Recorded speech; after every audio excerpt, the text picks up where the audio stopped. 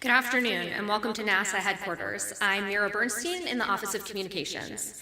Thank you for joining us today for an update on NASA's Artemis campaign. To give you an update, we have NASA Administrator Bill Nelson, NASA Deputy Administrator Pam Melroy, Associate Administrator Jim Free, Reid Wiseman, NASA astronaut and Artemis II commander, NASA's Flight Operations Directorate, and joining us virtually, Amit Kshatriya, Deputy Associate Administrator, Moon to Mars Program Office, Exploration Systems Development Mission Directorate. Kathy Koerner is unfortunately unable to join due to losing her voice. We'll be taking questions from those in the room and over the phone. As a reminder, you can press *1 to get into the queue. But first, I'd like to turn it over to Administrator Nelson for opening remarks. We are here to give you an update on Artemis. If you recall back when we first went to the moon, President Kennedy went to Rice Stadium, and he gave one of the most memorable speeches of his presidency. He said, "We go to the moon and do other things, not because it's easy, but because it's hard. Space is hard. And the endeavor, like Artemis, over a half a century after Apollo, is hard. It's the pinnacle of new possibilities. It's the most daring, technologically challenging, collaborative, international endeavor that humanity has ever set out to do. And the Artemis I test flight was just that. It was a flight test on a new spacecraft and new technology. During Artemis I, the heat shield performed in unexpected ways. And since then, we've been studying the data to determine the best path forward. We've done extensive testing to understand the risk that our astronauts will have while accomplishing the goals of landing back on the moon, bringing them home safely, and this will be the first time in over a half century.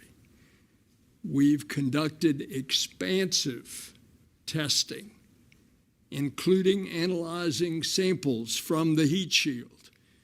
We were able to recreate the problem here on Earth, and now we know the root cause.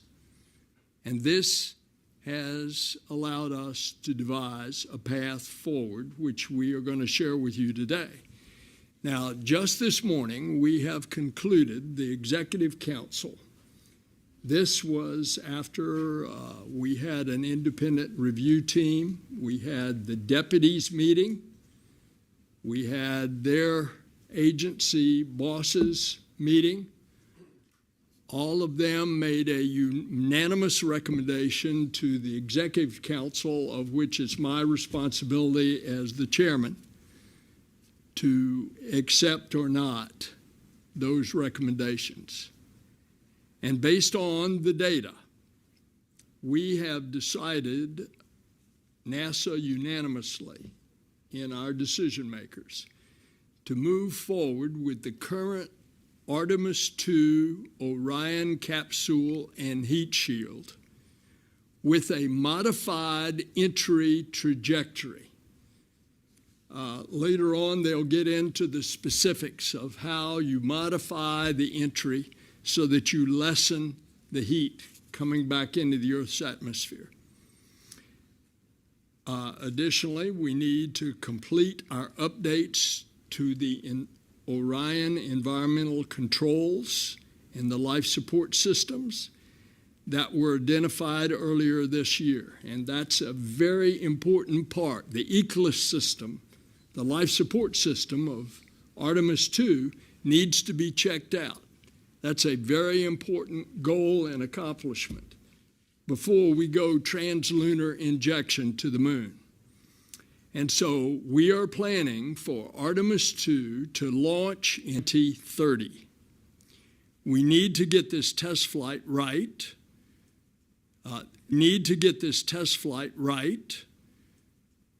This Artemis II test flight right, to ensure the success of our return to the moon and then return safely to Earth in order for the rest of the Artemis campaign to proceed. We've made tremendous progress on the Artemis campaign, including establishing the Moon to Mars program, defining strategies and objectives through our regular architecture concept reviews, launching and learning from the first test flight, Artemis I, developing our suits, the spacesuits that our astronauts will wear on the surface of the moon, and awarding 2 contracts to develop human lander systems. Space is demanding, and we and our industry and international partners need this time to make sure that the Orion capsule is ready to safely deliver our astronauts to deep space and back to Earth. We need our commercial and international partners to double down to meet and improve this schedule. And that's why I personally have met with the company executives, including the CEOs from the following: SpaceX and Blue Origin on their landers, and I've met with them personally. Boeing on the SLS, Lockheed Martin on Orion, and Axiom on the spacesuits. And I have showed up with many of these leaders, sometimes unannounced, to our and their manufacturing and assembly sites. We also routinely engage with our international partners, especially ESA, the European Space Agency, which supplies the European service module, including we have on several occasions visited their facilities abroad. And we must have a shared sense of urgency among all these partners, and I think we have that. As I said, the Chinese government has announced their intention to land on 2030. It may be earlier. They're not planning to land humans on the vital portions that we're going to land, the lunar South Pole, and it is vital for us to land on the South Pole so that we do not cede portions of that lunar South Pole to the Chinese. We've made significant progress on the Artemis campaign over the last 4 years. We created the Moon to Mars program. We've commissioned the 2 lunar landing systems, SpaceX Starship and Blue Origin's Blue Moon, to deliver our astronauts to the surface of the moon. We commissioned Axiom Space to develop the next generation of spacesuits. We cemented the international partnerships and agreements for key Artemis elements, including with the UAE for the Gateway airlock module and with Japan to provide a pressurized rover for the lunar surface. We flew Artemis I around the moon. Artemis I is the first time that we have sent a human-capable spacecraft to the moon since the Apollo days. And we are now, as we speak, stacking the solid rocket boosters, and then comes the Artemis II core stage, which is in the VAB, the Vehicle Assembly Building, as we speak. We'll stack that and the launch vehicle stage adapter. All of this is going on for this next step, the crewed flight test. The safety of our astronauts is always first in our decisions. It is our North Star. We do not fly until we are ready. We do not fly until we are confident that we have made the flight as safe as possible for the humans on board. We need to do this next test flight, and we need to do it right. And that's how the Artemis campaign proceeds. I want to thank all the teams for all of their hard work, and it's been extensive. And now I want to turn it over to our great Deputy Administrator Pam Melroy. Colonel Melroy. Thank you, sir. Thank you. I'd also like to express gratitude for all of you who are here or online for your time today and your continued interest in Artemis and the space program. At its very core, NASA is a learning organization. The knowledge we gain builds mission by mission, allowing us to stretch further, farther, and accomplish more. In the test campaign of Artemis, this is the exemplification of that learning. Each test mission, you must examine very closely what you've learned and feed it forward so that we can advance with greater knowledge and less risk. So one area that's taken us a considerable amount of time to learn from Artemis I is how the heat shield performed during the mission. Obviously, a very critical aspect of the mission. After Artemis I, we noticed that there was a variation across the appearance of the Apollo heat shield, where the material that coats the capsule at the bottom, that protects the capsule during the heat of reentry, it wore away differently than we expected. We have models for this sort of thing, so we took that very seriously. First, I need to introduce a concept called a skip entry.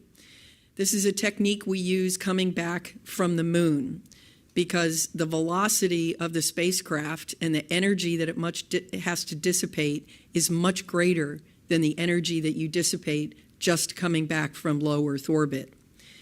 So the way it's designed is to dip in and out of the atmosphere to reduce the velocity. We have since determined that while the capsule was dipping in and out of the atmosphere as part of that planned skip entry, heat accumulated inside the heat shield's outer layer, leading to gases forming and becoming trapped inside the heat shield. This caused internal pressure to build up and led to cracking and uneven shedding of that outer layer. This root cause investigation began almost immediately after our observations, and our team has been pretty relentless in focusing on every possible root cause.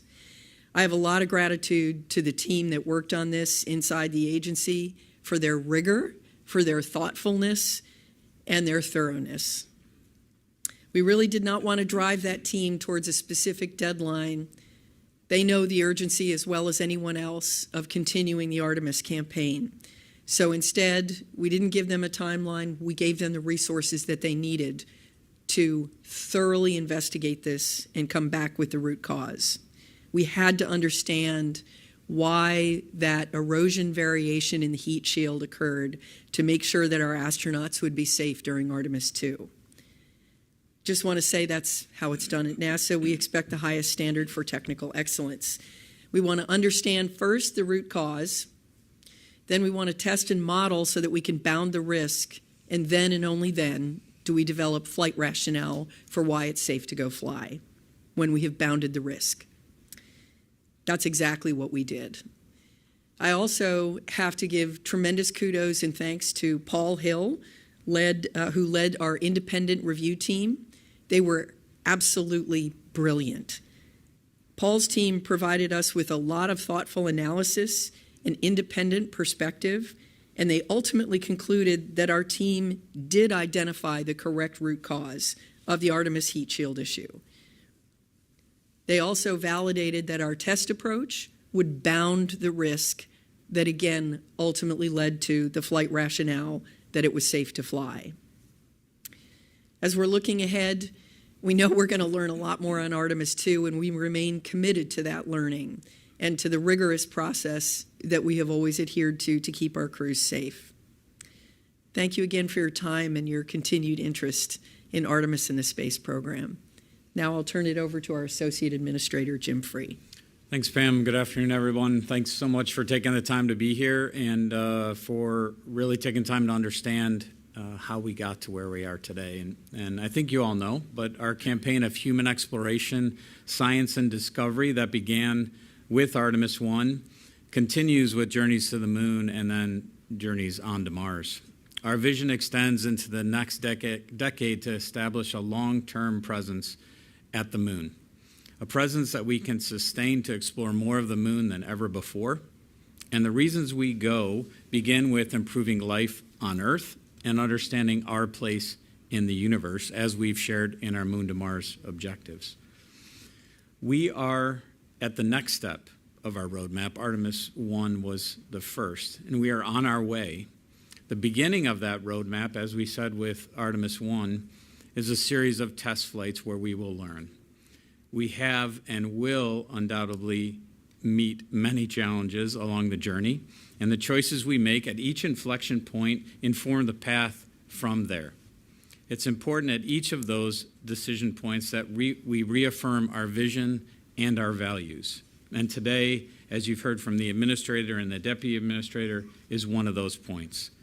We've reaffirmed our commitment to extend humanity farther into the solar system with Artemis, and we've honored our core values in the process that begin first with safety. Our decision has been made first around safety on the heat shield, as we understand and mitigate the risks that come with spaceflight. Knowing what we know now, it also proves how important it is to maintain the continuity of NASA's industrial base and sustain a regular flight cadence to ensure the expertise and critical information remain ingrained in our collective knowledge. It builds on what you heard earlier on the diversity and the resilience of our solution. In addition to sustaining manufacturing capabilities and supply chain, we must all do everything in our power to honor our schedule commitments that are codified in the contracts that we have with all of our suppliers for each Artemis mission. A regular flight cadence not only helps us to avoid repeating past challenges, but also helps us to advance the goals of Artemis with greater efficiency and foresight to ensure we remain a global leader in science and exploration for the benefit of all. These technical challenges, be it the heat shield or others that you'll hear from Amit, are difficult, and we learn through tests on the ground and in flight. That will continue as we push the limits of exploration and our destination and the complexity of those missions. The challenges are also solved at a rate that is measured by safety and measured by delivery of hardware from our contractors and partners. The team we have, both NASA and contractor, is incredible. That's evidenced to me by our performance on Artemis I, the disposition of the heat shield, and all the development that is going on across the country and, frankly, across the world. And I am grateful for each one of those folks. With that, let me turn it over to the commander of the Artemis II mission, Reid Wiseman. Thanks, Jim. For those of you who are just sitting here, I want you all to know we like to keep our associate administrator well flanked by astronauts, and I think we've done a good job today. I'm the lucky one who gets to be here, but I am definitely speaking for our crew, for Victor, Christina, Jeremy, our two backups, Jenny Gibbons from the Canadian Space Agency and Andre Douglas from NASA. First and foremost, I want to thank the media for being here. This is the great part of our nation, is that you all get to talk to us and get to think and freedom of speech and get to report on the state of our program. Thanks for your interest in Artemis, and thanks for getting the word out to the general public. We really do appreciate the efforts. I also want to thank the NASA leadership team. I'll echo what Pam was saying, was sometimes in space, delays are agonizing and slowing down is agonizing, and it's not what we like to do. But from the crew perspective, the thing that we most asked our leadership for after Artemis I was root cause of the ablation of the heat shield. And we took the time. This was very, very open process.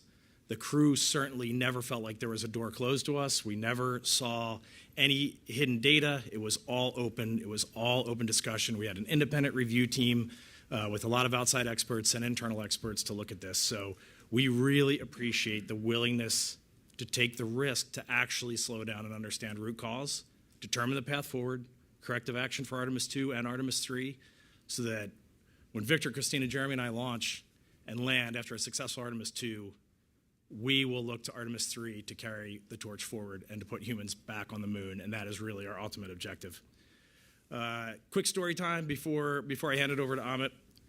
The folks in the room that don't get out the way the crew gets to get out. In November, I was at Kennedy Space Center with our crew, all four of us. It was Victor, Christina, Jeremy, and myself. And we were in the vehicle assembly building. And just when you walk into that building and see the boosters, see the core stage, see the American men and women that are putting this vehicle together, the excitement that is in there, the scale, it is absolutely inspiring just to see the scale of what is going on. The thing that we walked away from was the sense that, you know, we are in simulators all the time. We see PowerPoint slides. There's meetings all the time at NASA, but we started to feel this is absolutely real, and it is awesome. While we were there, we were in the airport in Orlando coming home, and Jeremy Hansen, our Canadian astronaut on the crew, pulled out his cell phone, and we watched Starship 6 test flight from Boca Chica. And it was in that moment for me, as a kid who was born after Apollo, that moment in the Orlando airport, I had just seen our booster. I had just seen the Orion spacecraft. I'm now watching Starship 6 test flight. All the elements are there for humans on the moon, and all the elements are there to push us onto Mars in the very near future. And I felt it in my soul. I felt it and I believed it. And I want to thank our administration. I want to thank our workforce, because they are the ones that are making it happen, and the public who are supporting us. So thank you. With that, I'll hand it over to Amit.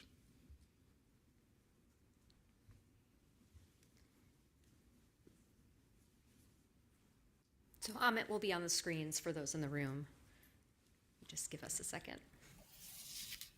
Hello, everyone. Just quickly, can you all hear me okay? Yep, we can hear you, Amit. Some technical difficulties here. Okay, thank you. Let's see, I can't top Tano. I'm going to just start with an outline of what I'm going to talk about. I'm going to explain the approach that we're taking as part of the program office, detail the findings related to the heat shield, talk through some of the other issues that are affecting the performance of the integration at KSC, and talk about where we're headed. Congress authorized the Moon to Mars Program Office about 18 months ago. Since then, we've had the advantage to actually think about the risk of the integrated program from a mission basis, not just from the capability basis.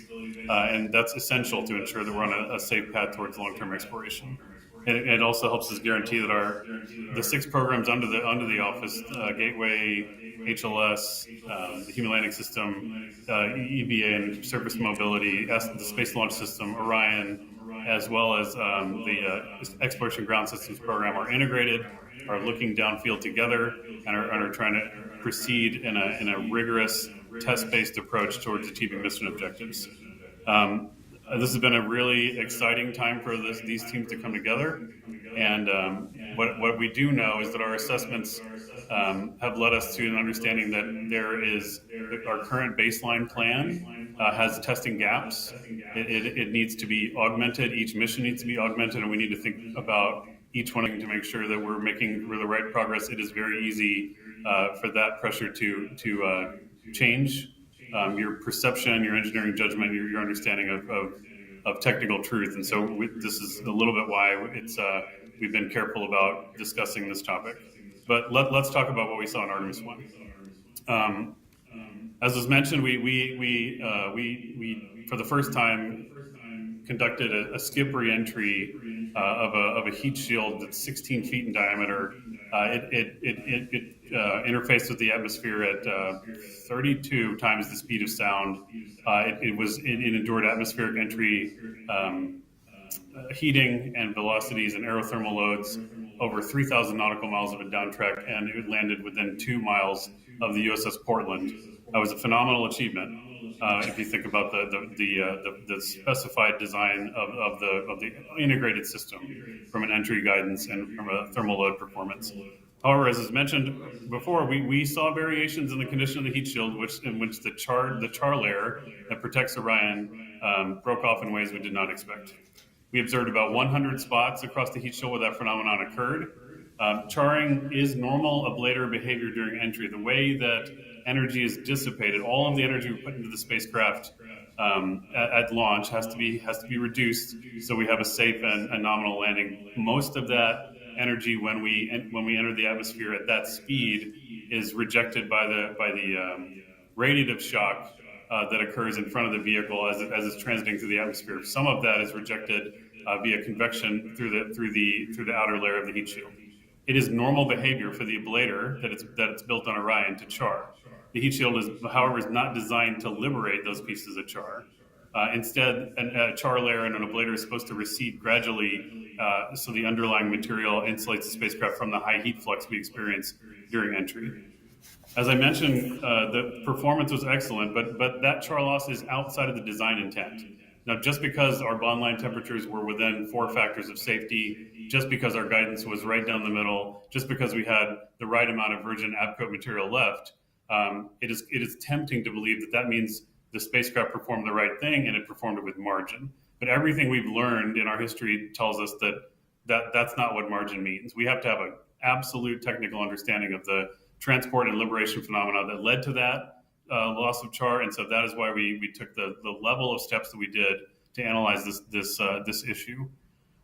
So the Orion program stood up Heat Shield Tiger team to determine root cause corrective actions and to start thinking about what that technical truth needs to be. That team was a multidisciplinary team of experts in TPS systems, aerothermal dynamics, thermal testing analysis, stress analysis, material test, all across the board. And as we continued throughout the investigation, we brought in experts from the Department of Defense, from the Department of Energy, across industries across the United States and even internationally to help us understand that we were doing the ablator behavior, because this is cutting edge technology in terms of the way we're exposing these environments to make sure that we were using the best of what the country could offer to analyze this. So what I'll say first of all is the Tiger team, which was commissioned again by the Orion program manager, Howard Hugh, deserves a lot of credit for the rigor he applied, was led by Luis Saucedo, who conducted what in my estimation, in the 20 years I've been in the agency, is one of the most magnificent pieces of engineering analysis that I have been a part of. Their work was substantial, significant, and extremely impressive. They started with a fault tree assessment that led directly to enabling advances, not just in the understanding of the interactions of the vehicle's material loss properties and its interaction with the aerothermal environment, but also invented and innovated new test and non-destructive evaluation techniques for us to be able to actually observe this phenomenon in real time in the arc jets and the upgrades to the arc jets that we created as part of this investigation. We also use facilities at Wright-Patterson Air Force Base and all over the country to help us analyze this phenomenon. So again, I commend the team for their work. But again, because we're NASA, we wanted to make sure we're close to the problem, that we were being extremely rigorous. We brought an independent team of experts in, as Pam mentioned, led by Paul Hill, who did a phenomenal job. He brought in experts from industry, from the Department of Energy, all over the country to also give us confidence that we were doing the right things. Paul right now serves as a key member of the Aerospace Safety Advisory Panel, and of course, as those of you that know, he also led the agency's return to flight efforts after the Columbia accident. So the team provided us analysis, and again, the concurrence on the root cause is unanimous. So fundamentally, just as Pam said, the issue is that during reentry, there is as I mentioned, the ablative material has to produce those gases under pyrolysis. And pyrolysis is just burning without oxygen. We learned that as part of that reaction, the permeability of the ABCOAT material is essential. And this is something that did not necessarily produce itself in our reconstruction of the data until we looked at the regions where the recession of that char layer was arrested, and that the recession was arrested during the dwell time during the skip reentry. During that period, the production of those gases was higher than the permeability could tolerate, and so as a result, a pressure differential was created. That pressure led to cracks in plane with the outer mold line of the vehicle, and as in certain areas of the vehicle where those cracks propagated to the bond line of the blocks, the char was then liberated. We were able to determine this correlation and connection between that permeability, because actually during Artemis I, it turns out that some small percentage of forward is pretty clear. We know because of the test program that we went in, that we executed, we know how to produce ABCOAT with the desired permeability standards. We have sized up all of our production capability in order to quickly produce heat shields as fast as we can. In fact, we have 50% improvement in that production rate. But it's still going to take us a little bit of time to finish the qualification of that material. That should be ready to go here sometime this year. But where we sit today, we understand very fully not only the interaction of the material and the environment, but also the integrated interaction and how it performs in the spacecraft. So we've decided that in order to enhance our learning for Artemis II as quickly as we can, because there's nothing like flying in the flight environment to learn everything that you need to learn about how these systems will perform, that if we can either change the material to mitigate the issue, or we can change the environment to mitigate the issue. And for Artemis II, because of the nature of the mission, which right now the mode we're using is equatorial free return, we can safely and with high degrees of success control that entry environment. And so that's the plan we're going to proceed along.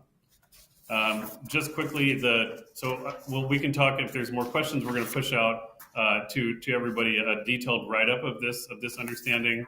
But I do want to talk a little bit about what this means for us in terms of the execution of the mission. Of course, it's going to take us a little bit of time to go through the disposition of some of these issues. We are also experiencing a handful of issues in the performance and integration of the vehicle. We have, as I mentioned to this community back at the beginning of the year, we have had some issues with the electrical system on the vehicle, specifically when the vehicle is enduring an abort scenario. In some of those cases, in this particular case for Artemis II, the abort system on the spacecraft is active. So we need to make sure that the vehicle will have maximum capacity during those abort scenarios. We found an issue with the batteries in particular, that they were not able to tolerate the abort environment. It's pretty severe, especially when you do an abort induced by the launch abort system. So we had to fix those batteries. And we've been working on that fix for a while. We were able to completely change the way that they're mounted, that they're mechanically secured, and we have been able to complete that fix, qualify that fix. It was excellent work by the team at Eagle Pitcher in Joplin, Missouri that did that for us. It was also it was difficult for them to do it because, as was mentioned earlier, our supply chains in some of these critical areas are extremely fragile, and so we had some difficulty finding very high reliability components and in order to complete that build. But the team there was excellent, and Eagle Pitcher has a long history with us. In fact, those of you that recall, the Eagle Pitcher built the batteries that were allowed the Apollo 13 crew to be able to survive during their transit when we lost the fuel cells in that mission. The other thing we've been working on significantly is the life support system on the spacecraft. We are in the ONC at Kennedy in the Operations Checkout Center. We are conducting a full set of integrated life support system tests on the spacecraft. We are learning every day about how that system performs. We have got to make sure that every part of that is in the right configuration before we commit the crew to launch. You recall at the early in part of the year, we discovered an issue with the control system of the valves in particular the carbon dioxide removal system.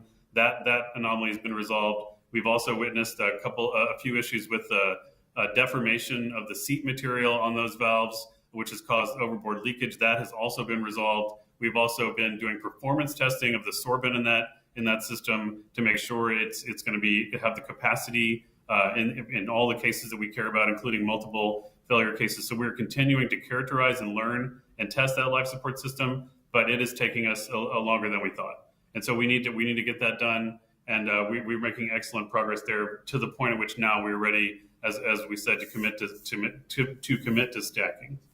So going forward, that additional time that we have that we need to get the vehicle ready and to get the stack moving, we're going to take that time to consider how to make the mission more robust. We have a lot of options to do that.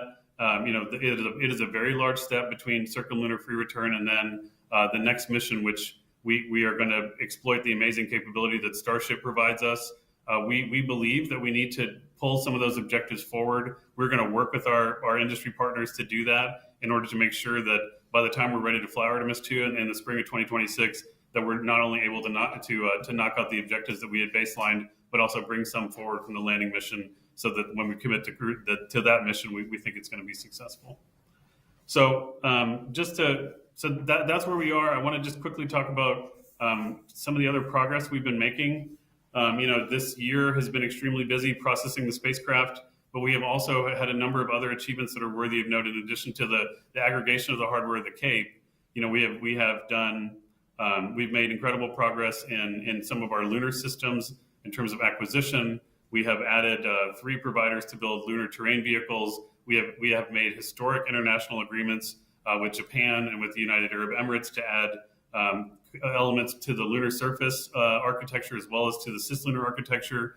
That one of the great things about the ability that we have to take advantage of the incredible human spaceflight programs we have in place today, in particular the International Space Station, is our ability to advance and curate and expand the amazing partnership that we developed in low Earth orbit.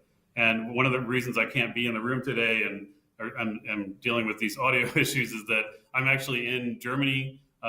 We have the privilege of taking over. NASA has the privilege of taking over the chairmanship of the International Space Exploration Coordination Group, which is a consortium of 27 nations that have common interest in exploration. NASA having that leadership role is again, just a testament to how inspirational Artemis is and what it means for the entire, for the world to have American leadership in this area.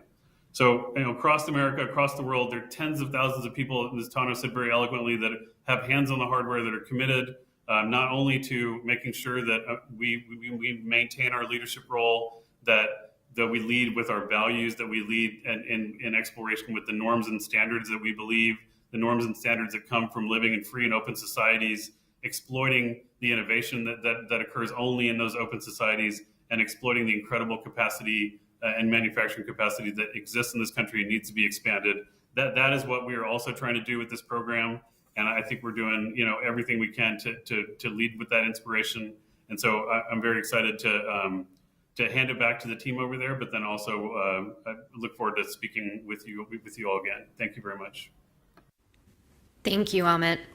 So now we'll move into the question and answer portion of our event. We'll open it up again to folks here in the room, as well as to those on the phone. If you're on the phone, please press *1 to get into the queue. When we call on you, please clearly state your name, outlet, which of our participants you're addressing your question, and limit yourself to one question, please, so we can get to as many people as possible. So I'll start here in the room. Yeah, we'll go to Micah first. We have a mic for you. Just wait 1 second. Thanks. Hey, good afternoon, everybody. Micah Maidenberg, Wall Street Journal. Administrator Nelson or anybody else, have you shared kind of the new plan and schedule with anybody from the Trump transition team or its nominee to run NASA? And how confident are you that what you just articulated will carry through to the next group, the next administration? Thanks. Well, I've had, since the Executive Council meeting this morning, which went for 2 hours, I have talked to several people on the Hill. I spoke to Jared Isaacman yesterday and look forward to having a meeting with him, invited him to come, but because it was yesterday, I haven't told him what happened just an hour or so ago. But next on my list to call, which I simply didn't have time to call, is Gwen Shotwell, and then some of the folks in Blue Origin, and we'll get on down the list as time provides. If your question is, what do I think about the future of NASA under, it's not your question. I think the fact that we have gone so laboriously and we think made the right and safe decision, it will allow Artemis II to be launched in a very timely fashion. The flip side of that, had the testing not gone well and we had decided otherwise, that you had to rip off the space heat shield, that would have caused a considerable delay. So in answer to your specific question, I think it will be received very well by the new regime. We'll go down in front here.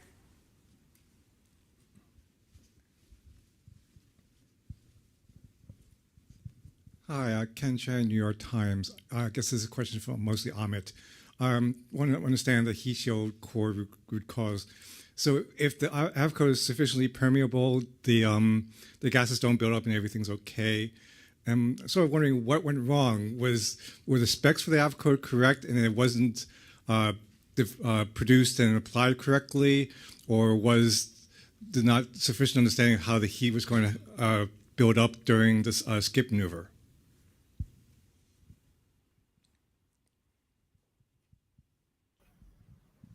Okay, just again to confirm, you guys can hear me okay? Yep, we can hear you. Okay, yeah, I think the question was, what went wrong with our understanding of I didn't quite hear you. The question was there a problem with the AVCO, the production, and the application to Avcode, or did you not have the right specs for the permeability or the understanding of how the heat would build up during the skip reentry? Okay, yeah, okay. Thanks. I get it, Ken. Thanks. Couple things. First was when we moved, we've used the Avcode formulation over the years. The spec was generated during Apollo. The Apollo spec was different. It had some environmentally sensitive materials that we can't use anymore, and that specification was handed over from multiple companies, from Avcode to Textron to Lockheed Martin, and then into the Orion program. It also was flowed into the Constellation program, and then when it was shut down, a lot of that knowledge was lost too. And so there was a lot of kind of dissolution of the understanding of how to formulate the material. Also, the material subtly changed. So the other thing that happened was we changed the geometry of the Avcode block, and so there was a lot of little, kind of links in the error chain that we call them, that accumulated over time that led to our inability to predict this in ground test. I think the biggest one was that when we were doing the testing, we were extremely focused on the block geometry and how the recession was going to work with the block geometry. We totally nailed that piece of it. We totally nailed the geometry layup, how it was all supposed to recess together. We also tested at the extremes of the envelope in terms of heating. But what we missed was this critical region in the middle, and we missed that region because we didn't have the test facilities to produce the low-level energies that occurred during skip and dwell. We assumed that at the low end and at the high end, if we had the testing and we had nominal performance and nominal, kind of off-gassing of the pyrolyzing gases, that we would have, that there would be no spallation. Since then, as I said in my summary, we've developed the capability in the facilities to simulate that dwell, and so it was a gap in our testing capability, as well as an erroneous assumption about what was bounding in terms of the test conditions that led to this issue. Yeah, we'll go to Joey. Hi, thanks. Joey Roulette with Reuters. Question for Bill. What led you to make this decision, or what led the agency to make this decision before the next administration comes in, considering the fact that they're likely to change many different parts of Artemis? And for Amit or Jim, what is the new trajectory, and why are you confident that's the way forward? The answer to your first question is if we were going to be on this timeline, we had to stack. And as a matter of fact, we went ahead and even prior to this decision today, which has been informed over the last couple of weeks from the deputies meeting first, after the independent review team, and then the agency heads later, and now formalized with the Executive Council. We had already started the stack. These two solid rocket boosters are already lowered down and attached to the mobile launch platform. When that occurs, the life of the solid rocket boosters has a certain defined life. So we needed to get this thing going so we can stay on this timeline. And so I think that's the answer to your question. Yeah, I'd just like to add, Joey, that to the greatest extent possible, we certainly want to defer any decisions about starting or ending programs. Major decisions need to be deferred for a new team, and we have not yet received a transition team, so we didn't have an opportunity to brief anybody. But I just want to emphasize, we're on a day-for-day slip. We had to make this decision. And if you're waiting for a new administrator to be confirmed and a team to come up to speed on all this technical work that we've all been tracking very closely, I think that would actually be far worse to defer it and hand a 5 to 6 month delay.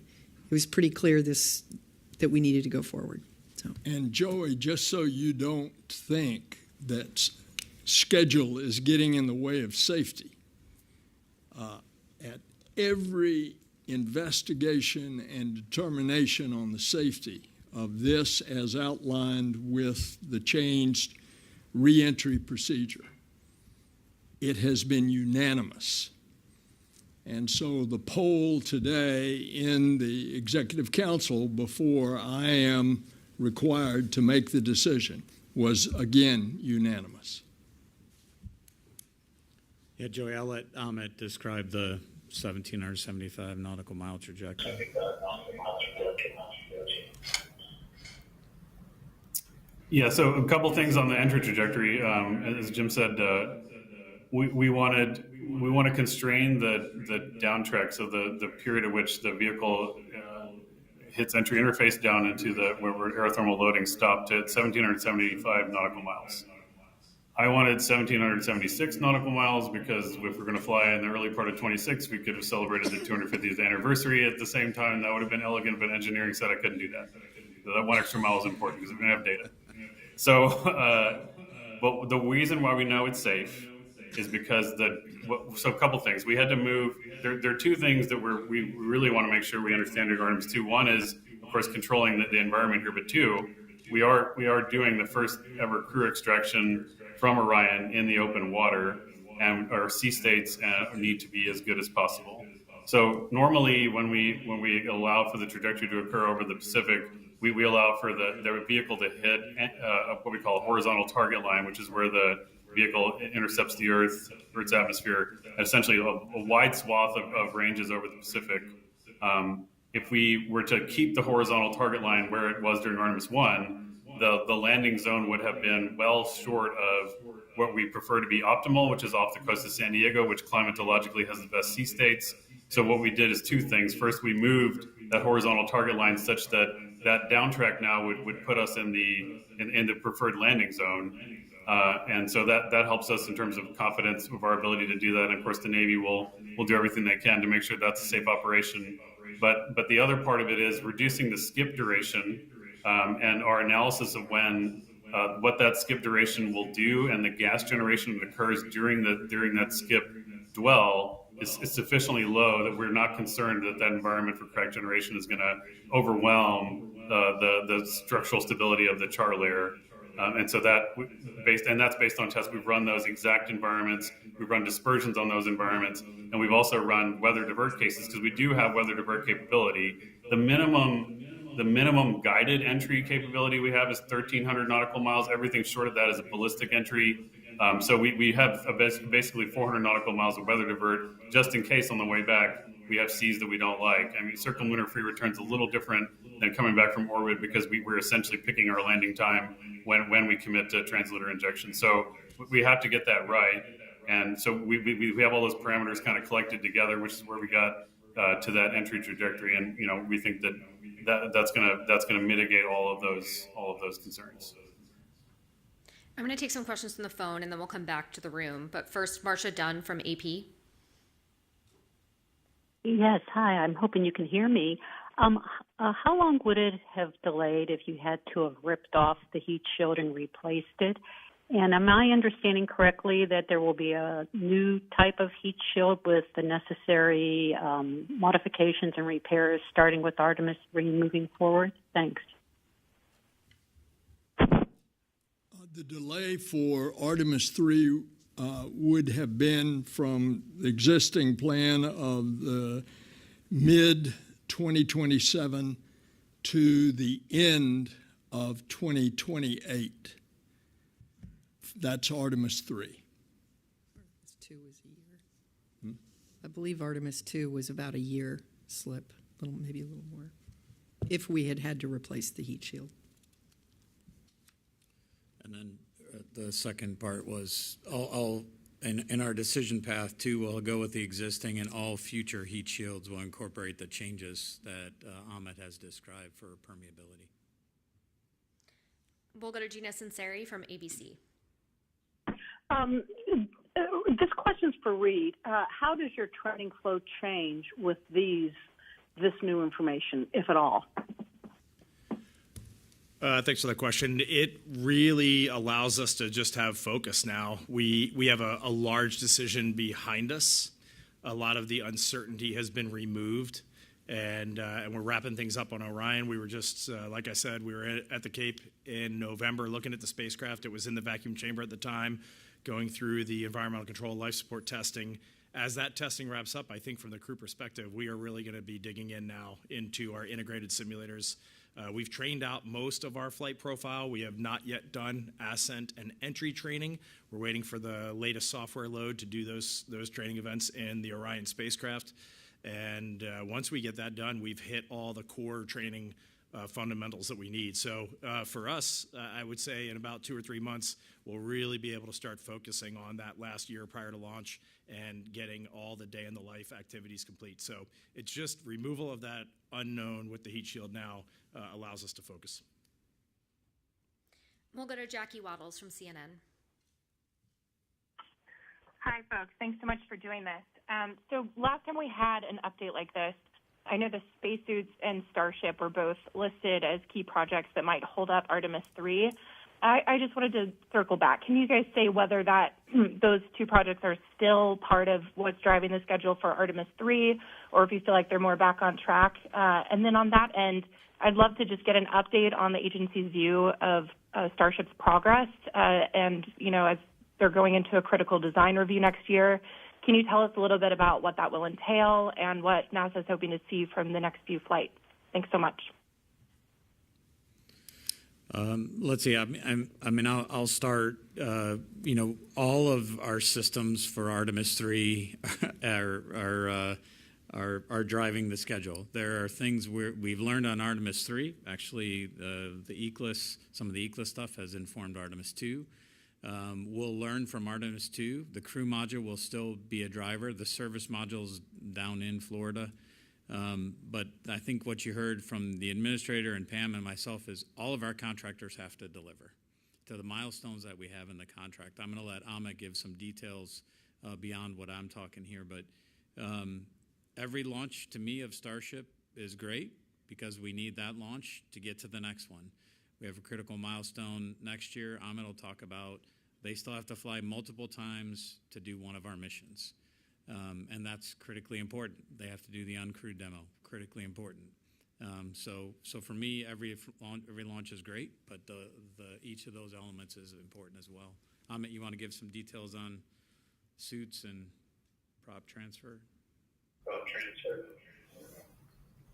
Yeah, thanks, Jim. The two major on the suit side, I guess Axiom's doing a great job. We've been to their factory recently. They have a great production line. You know, we have a pretty good command of the technology that's needed to make the suit work. It is a very difficult qualification problem and a manufacturing problem. You know, that's very tight geometry. The reliability standards that are levied on a suit like that is really challenging to meet. But you know, they have some of the best experts in the world. A lot of them came from the agency and are helping them internal, and also we have tremendous insight there. So they've got some challenges, I think, but you know, so far they've been very open with us about what they need, and we're working with them really well. But getting that life support system done, principally for the suit, and in particular, there are some very unique components, high pressure oxygen regulators, et cetera, that we're really struggling with. Again, I mentioned earlier that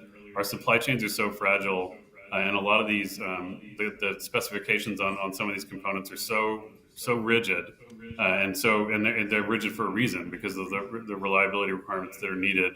They're just hard to build, and we used to be able to build a lot of different entities used to be able to build these types of components, and we are running out of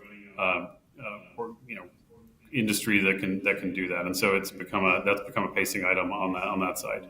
On Starship, as I said, again, you know, everyone's been following the incredible progress. You know, it is absolutely the capability we need to be able to exploit as soon as we can. We're really excited to fly with them.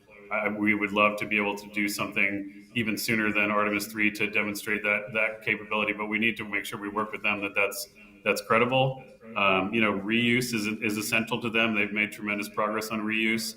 To me, the propellant transfer flight is really the most important milestone. I think propellant transfer to me is as important in terms of learnings as we had with Artemis I. So, I consider that to be a major milestone in the program. Right now, they're on contract to do that here early in 2025. I know that they're working that really hard.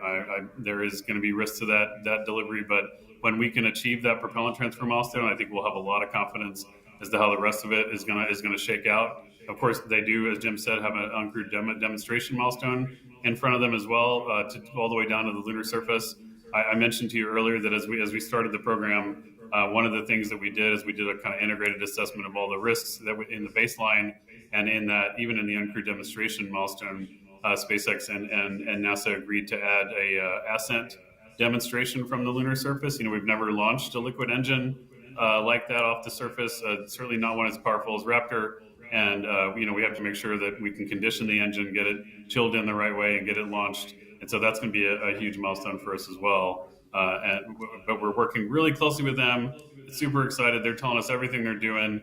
I think the next couple of flight tests, but their test program is moving, really fast, and they're making changes to how things are stacked up all the time. And so right now, our current understanding is in a couple of flights, they will migrate to a block upgrade of the ship, which will give the ship the endurance to stay in orbit longer. And once we have that, we should be able to achieve many more orbital tests, including prop transfer.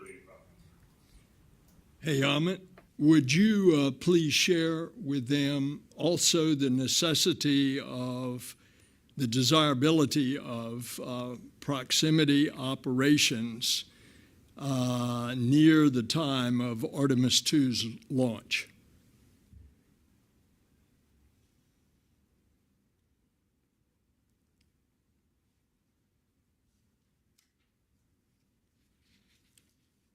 Amit, could you hear me? Yes, sir. I think you're asking about the importance of proximity operations. I really apologize. My setup here is not super functional, but yes, absolutely. So of course, if you think about the step between where we are today and what we have to achieve for Artemis III, the number of firsts that are on that mission. First of all, as I mentioned, the dual launch campaign. We have to get the two vehicles to meet at the same point. That's going to require incredible ground-to-ground integration, especially as we start taking access of the additional resources at the spaceport at KSC. That's going to be a big coordination challenge, and then having the launch control teams and all of that going together at the same time. That's just the start. That just gets us off the ground. After that, we have to be able to find each other in orbit. Proximity operations are critical. The integration capability, we're working really hard on building more facilities so we can do integrated software testing and ship-to-ship live sky testing between Orion and Starship. We're not there yet. So if we have to test it in space, we will. But we need to make sure that we have a really good and robust understanding of how to make sure we can navigate together, and then do proximity operations, share states, and of course we do have on the ground mechanical docking simulators on both sides. So we're pretty confident we can use that to make sure that we have the right fit up and the connections, because the vehicles will not meet they will meet for the first time in space, but their docking adapters and their interfaces will meet before that to make sure we have that licked. But that whole integrated operation, all of us that watch Space Station and all the other operations that are like that, it's very, very sophisticated, and there's a lot of things that can go wrong. And so the sooner we can test that, even in simulated tests on the ground or with ground-to-ground test assets, the better. But the best test for us would be to get uphill. Both vehicles get uphill and fly by each other, maybe even fly together as soon as we can. We'll come back to the room. Over in the corner.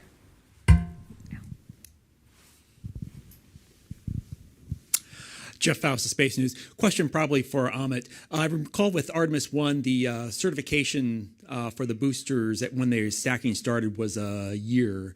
Looks like you're going more than a year if you're going to start stacking now for a launch in April 2026. What's the certification timeline for the boosters now? Have you stretched that out based on the experience with Artemis I? Yeah, great question. So we, of course, the concern on the booster is a couple things. One is the cast life which is from the time that the propellant was cast in Utah to when we believe the stability of the propellant is no longer suitable. That is, we know today that won't expire until early 2028, so that's not an issue. What you're referring to is what we call the stacked life. So what you get worried about right now, we have the aft assemblies hard down on the mobile launcher. Both of them in that configuration are stable. There's no stacked life clock that starts until we put the aft center boost segments on top of the aft assembly. At that point, now the theoretical concern is because of the compression on the seals and the interfaces, you could have propellant grains migrate from the inner liner and cause issues. Now the good thing is for stacked life extension, you can do that in real time incrementally over time, because what you can do is measure the slump in the booster to see if that propellant migration potential is there. If you don't see any slump, you get an automatic extension of the life. And for Artemis I, as you pointed out, we extended it well out past 12 months. We think pretty easily we can get to 18 months, generally just based on historical understanding. We started slump measurements just last week, so we knew that clock. So we have a good baseline for what that clock is going to be. And then even if we went longer, there are ways to mitigate that concern by controlling the launch temperature if we have to go there. Now, fortunately, our production on the booster side is also excellent. So if it turns out that we have a real issue, we would consider that potentially shipping the other boosters from the railhead in Utah and having those, but that would be an extensive kind of restacking operation. We're not even close to that. I believe we can get between 18 and 24 months pretty comfortably. Politico. Hi, Sam Scove, Politico. This question is for Bill. You mentioned what almost sounded like snap inspections, right, of the various prime contractors that are involved. Sort of looking forward to the next administration, could you preview any of the advice you're going to give the next administrator on how to keep the program on budget and on time? Well, I would not presume to share that here. I think we are handing to the new administration a safe and reliable way forward for us, which is to go back to the moon, to get there before China, to have presence in cislunar, which is important to our country other than NASA, and to be on the way of moon to Mars. And I think we've got that wrapped up with a bow, and I think it's on its way. And I'm optimistic about NASA in the future. And that's why I called to congratulate and to ask Jared to come on by when he can get to D.C., and we'll talk further. I'd just like to add, we put a lot of effort in program management and acquisition rigor. But I think if there was one thing that we did that will help the most, it's the Moon to Mars Program Office. There were a lot of disconnects in this highly integrated schedule that were real challenges to work. And I just have to give kudos to Kathy Koerner, who is maybe speechless today, but she's been very important in bringing the team together. And if anybody has any doubt about having picked the right guy for the head of the Moon to Mars Program Office and his technical ability to integrate across all these very complex parameters, I think you don't have any doubt after hearing him today. I think those things have and will continue to make a lasting difference in program performance. And so I agree with you, Bill. I think we're handing over an agency that is well prepared to pick up the pace. We'll go over on this side. Sorry, in the back. Hi, thank you. Nick Alexander with Space Scout and the Space Policy Institute. Administrator Nelson, you've emphasized the importance of getting to the moon before China, that this is an incredibly global environment now, and it's a multipolar environment. In the event that, we don't get there before China, what sort of rules and norms would we be setting kind of post landing, and could you also talk about what the rules and norms that you'd like to set prior to a landing with prior to a Chinese landing? Thank you.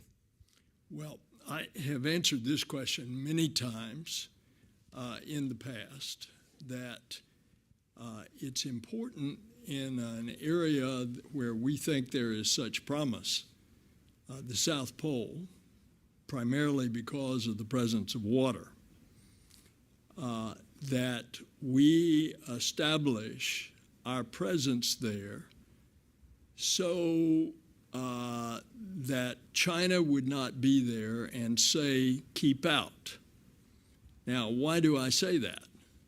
Well, you can usually tell about where a fellow's going by virtue of where he's been. And the history, the political history, the defense history of China, we have seen what they've done in the South China Sea with the Spratly Islands, most recently taking a sand spit of an island that is within the 200-mile range of the Philippines, and suddenly claiming that's not the Philippines, that's China's territory, building it into a runway for military and a harbor for military. And so I wish it weren't that way. I wish that China could be someone that we could cooperate with, and maybe there will be an opportunity in the future. I hope so. But given the fact of the history of how the Chinese government has operated up until including recently, I don't want that to occur on a very important part of the moon. Now, at this point, we don't have any indication that their first human landing, which they say is 2030, is in fact the South Pole. It may be what we did over 50 years ago, the equatorial portion. That is to be seen. But clearly they are wanting to establish something there in what they call their International Research Station. I'm going to go back to the phones for a few more because we do have a number of people on the line. Michael Sheets from CNBC. Hi, all. This is Michael Sheets of CNBC. This question, I believe, Administrator Nelson, I'd appreciate an answer on this, but others can jump in if they'd like to as well. The first uncrewed launch of the SLS rocket was 6 years behind schedule. We're now looking at a 4-year gap before the second launch. You talked a little bit about having a regular flight cadence, but launching not even every year, but launching every 4+ years doesn't give a lot of confidence that you're going to be able to launch Artemis III a year after Artemis II. How do you continue to sort of justify where that change in that closing that gap between the launches is going to come from when you're looking for billions of dollars in continued congressional appropriations for this program moving forward? Yes, so this is Jim Free. I'll give that a shot. I think what we've highlighted here is just one piece of the learning we've done from Artemis I to Artemis II. And as I say, heat shield's one of those. We learned a lot about the vehicle performance. We learned a lot about things that happened on the service module and the crew module. We obviously would like that time to be shorter. I think some of the things that, you've heard about manufacturing is important. We need to do better on our delivery. We're understanding the vehicle better. We have multiple vehicles in flow. I talked about Artemis III, the environmental control life support system we found there, and forming 2. That put some delay in our schedule, some of the electronic design that we learned about. So from our perspective, I respect what you're saying about our appropriations. From our perspective, our job is to get better. 6 years to 1, 4 years to 2. The confidence, the proof is in the pudding on the time from 2 to 3. We learned, the other thing I'll mention in exploration ground systems, we learned after one the damage to the pad that we didn't expect. So we've implemented changes in our design of the Mobile Launcher 1, which now is on Mobile Launcher 2 as well. We've incorporated that design there, those design improvements. So each time we are feeding back the design. Every vehicle that's in flow at the same time, we're feeding back into the design and manufacturing as well. So that 2 to 3 period, our plan is that 12 to 15 months, but we have to prove that. But our goal right now is getting to a safe return of Reid and his crew on 2, and then pushing our way onto 3. We'll go to Lauren Grush from Bloomberg. Hi, thank you so much for taking my question. This is for Bill or for Pam. I just want to go back to the incoming potential administrator, Jared Isaacman. He's shared plenty of criticism of aspects of the Artemis program online. Are there concerns about the incoming administration team attempting to completely restructure the program? And what would you say to the new administrator if he is considering spearheading major cancellations of various programs within Artemis, particularly the cost-plus contracts? Thanks. I have not been concerned. What your question is are they going to axe the Artemis and insert the Starship? And first of all, there is one human-rated spacecraft that is flying and that has already flown beyond the moon farther than any other human-rated spacecraft. And that's the SLS combined with Orion. Secondly, this is a partnership. It's a commercial partnership. It's an international partnership. And by the way, back on your question on China, another indication there is the Artemis Accords. We're right at 50 nations having joined in the Artemis Accords, which is a common sense declaration of the peaceful uses of space. And I think what is going to happen over time is you're going to have a number of years that we're going to have the partners flying with NASA. And then whatever the technologies that are developed later on, that will dictate what is going to be the system that's flying. But in the immediate, we're going to have SpaceX flying for lander on the Artemis 3. Artemis 4 is going to be SpaceX, and Artemis 5 is going to be Blue Origin. And so I expect that this is going to continue, and I don't see the concern that your question raises, although it's a legitimate question, that you're suddenly going to have Starship take over everything. We're going to take one last question from the phones, and then we'll come back to the room. So I'd like to turn it over to Philip Sloss from NASAspaceflight.com. Thank you. I assume this is for Amit. Can you give us a little bit of an outline about the stacking schedule for SLS until Orion is ready for Artemis II? And also there was a tanking test decision out there. And then also in terms of the trajectory change to the reentry, how does that affect the launch availability for Artemis II? Thanks. Okay, great question. As I mentioned, we got aft assemblies done. So as soon as we walked out of the Administrator's Executive Council today, we gave direction to the team at EGS to start moving the aft center segments over. So that'll start essentially tomorrow.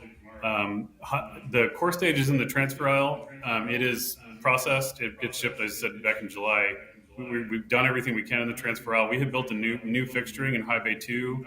So we're going to do the lift on core stage 2 on the 10th, put it over in High Bay 2, and then start working on some of the closeouts and the applications there that we need to do.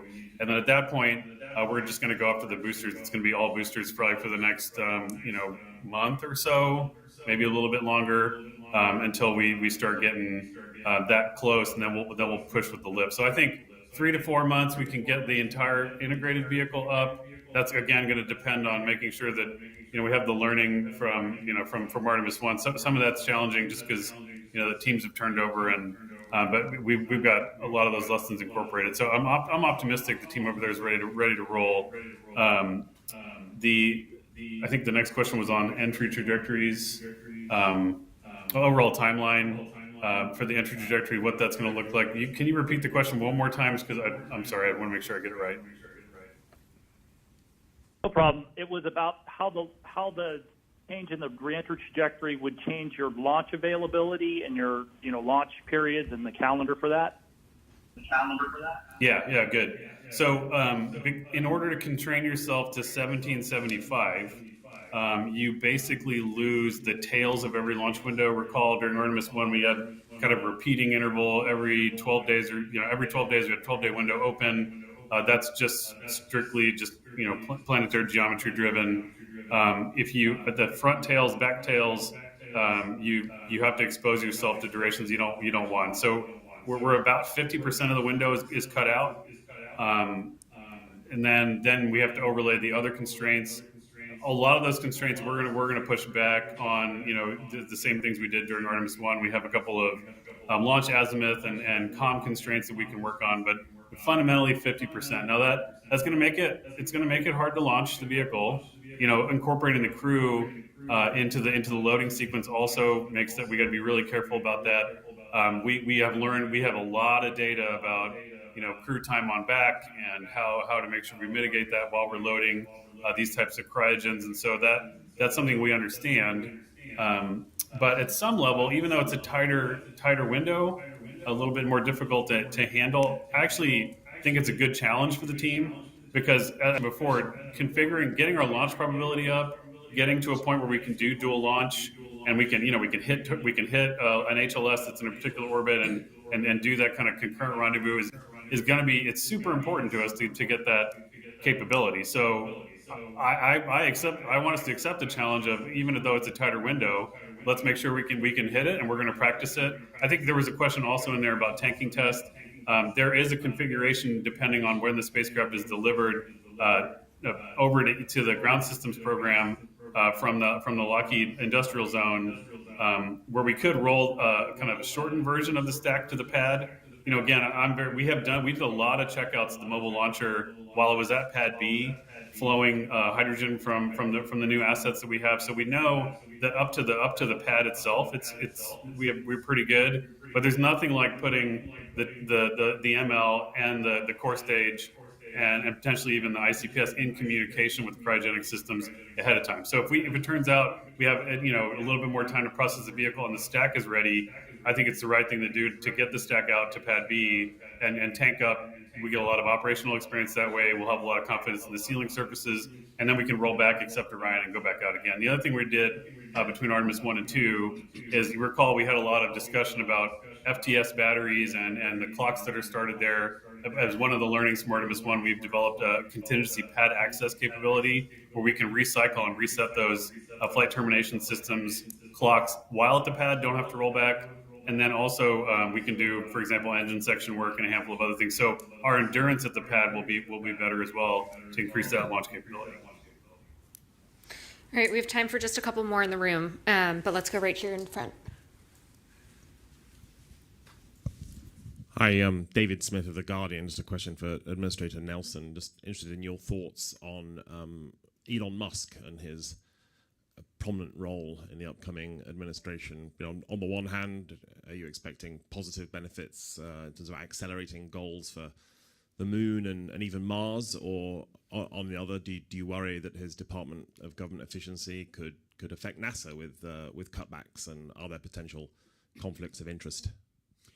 Well, understand that I am an optimist by nature, but in this particular case, I think that the relationship between Elon Musk and the president-elect is going to be a benefit to making sure that the funding for NASA is there.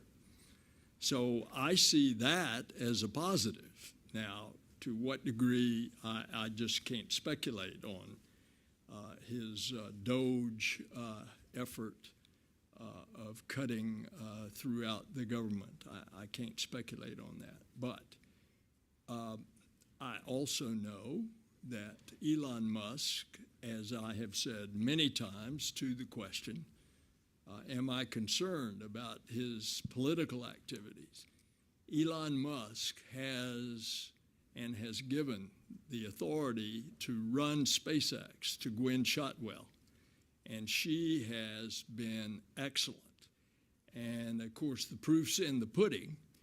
Look what they've done with commercial crew and commercial cargo to and from the International Space Station. So I have every reason to think that that relationship will continue, that her operation of SpaceX will continue as it has been. So I'm basically optimistic about the future for NASA under the new administration. We'll go up front row on the left. Thanks. Hi, this is perhaps for Amit, but yeah, with regards to the heat shield, just as a, in terms of lay people's understanding, it's sometimes hard to understand that this could be done 50 years ago and it's causing such a problem now. How does the damage or the erosion observed on the Orion heat shield compare to what was experienced with the Apollo Command Module's heat shield? And are there any specific design insights that you can sort of glean from that?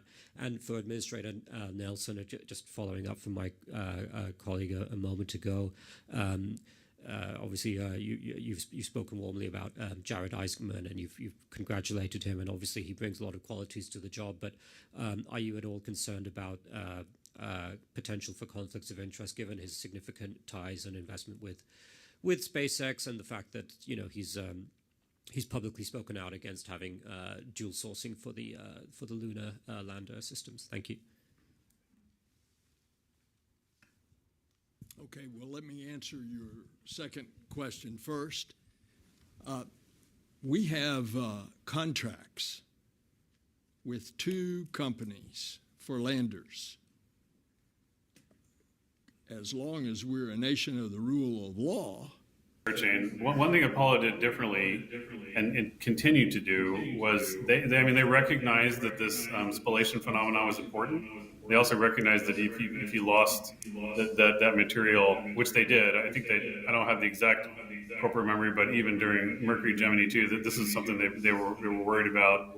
What they did to arrest that problem during Apollo is they, instead of using the block geometry that we have on Orion, they used a honeycomb material over the carrier structure on the heat shield. And so that honeycomb, it essentially was a titanium honeycomb, and that basically provided mechanical separation between the different parts of the ablative material. So you could crack and you could spall, but it wouldn't propagate across the acreage. The formulation of that and the manufacturing of that was extremely tedious. It took a lot of very, very kind of highly skilled, very sort of minute labor, and but Apollo had an industrial base. The country had an industrial base that could do that kind of work. We tried to do that on EFT-1. That's exactly the formulation we did. But because of the changes in the material and also because of the size of the Orion acreage, it turns out that the way the structure was flexing and all sorts of other things just made that application process extremely difficult. So they were able to do it for EFT-1, but after that they decided it's too challenging. Let's see if we can use the advanced analytical techniques and other things we've developed since then to go to an easier manufacturing geometry, but then let's go work on what that looks like in terms of its interaction with the environment. So that is kind of the traceability from Apollo to today. We have time for one last question. So we'll do in the middle, in the back row.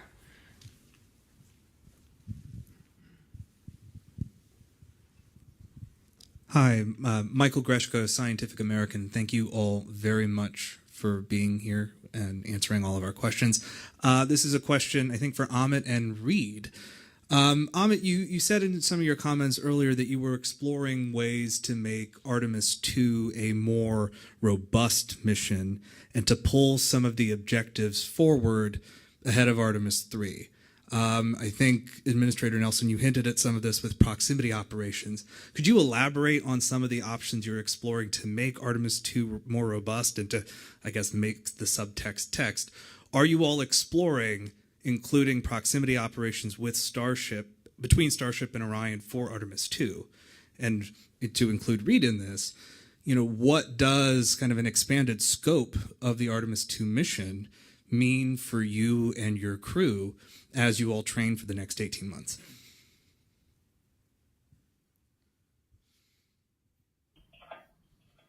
Yeah, so this to me, the first thing we would try for sure, because, and again, we need to do a lot of work with our friends at SpaceX to see kind of what the art of the possible is here. But for me, the biggest bang for the buck will be to get both vehicles uphill at some point in the same interval. That's super important.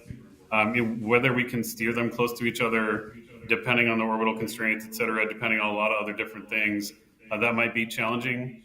I want to mitigate that challenge by also developing ground test capability. So if we're worried about, for example, software interaction or the radio frequency link between the two, or all those sorts of things that you get worried about when you fly close to another vehicle, I would love to test that on the ground as much as I can. But if we can get just a few ideas. I mean, if Starship can be in an Earth orbit, if Orion, if it can be in a lunar orbit, we could even do parallel circumlunar flight. Those are all possibilities, but we need to go, think really hard about what that looks like. But again, to pull some of that forward, even the exercise of choreographing that, having the comm there, having all of that fit together would be, I think, incredibly useful. Now, to be clear, we are planning on doing that already. And we have to do that for Artemis III. So, this is not new work. So I'm not worried that, for example, there's going to be a lot of discussion about this is some unusual, decision to engage in this. I just want to try and get as much of that done as quickly as possible. And the more we bring and start exploiting the capability that they're building over there as fast as we can, the better we can do it. Now, it's super important to recognize that normally, in order for us to do these sorts of operations, we would want to insert in some kind of stable orbit and do a lot of different checkouts, et cetera. That we're not doing that for Artemis II. The spacecraft is a circumlunar free return vehicle. We have got to keep it that way in order to make sure that we're respecting the constraints we developed in order to mitigate this issue. But other than that, I think just bringing the teams together, even operationally, all of that is a huge value, and we would start with that. But again, that's something I think we should come back and talk about once we have a better plan. But right now, really what I'm trying to communicate is we need to think of every option we can to bring those objectives in to maximize the success of Artemis III. I mean, the approach we've taken here, in big chunks, is not to just look at the next mission in front of us. It's to look at the end, with the end in mind. What is that end objective? And getting the learning done as fast as we can. We talk a lot about, you guys have all pulled on different schedule constraints and things we're worried about, locally with particular valves or particular subsystems. For us, the biggest mistake that I've seen is we end up becoming focused on what we believe is a critical path item, what we believe is, this thing is definitely going to be the one that causes us to be delayed. In my experience, I think a lot of us that have done this before, the pacing item in a test activity this complicated is the unknown. The unknown is what is pacing us. So the more we learn, it doesn't matter how we do it, the more we're going to get the confidence that the mission's going to be successful. And I'll hand back to Tano. Thanks, Amit. Amit and I talk about this topic all the time. We always want to look for ways to exploit new technology, new capabilities that even 5 years ago seemed like they were a bit out of reach, that are now in reach. So we are lockstep on that. From the crew perspective, I think I'll just say three quick things. First, every single day that this crew comes to work, We are focused on a successful Artemis II, 3 good mains. That is what we want. We want a splashdown off the California coast successfully, but we talk about what is success for us, and it is enabling Artemis III. And that allows us to come in every day and look beyond Artemis II. What are we doing today to help enable humans on the moon? That is what we all want. We will cheer louder than anybody when our friends are walking on the moon, of course. So that is a huge focus for us. The second thing I wanted to say is each one of the 6 of us, myself, Victor, Christina, Jeremy, and Jenny and Andre, we all have batons, like relay race batons, metal batons sitting on each of our desks.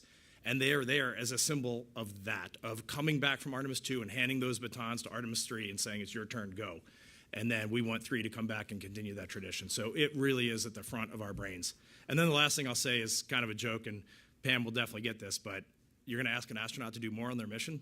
Bring it on. That is what we live for. We are ready. All right, thank you all. Thank you for joining us today. Stay tuned for more information on NASA's Artemis campaign at nasa.gov/Artemis, and have a great afternoon. Thank you.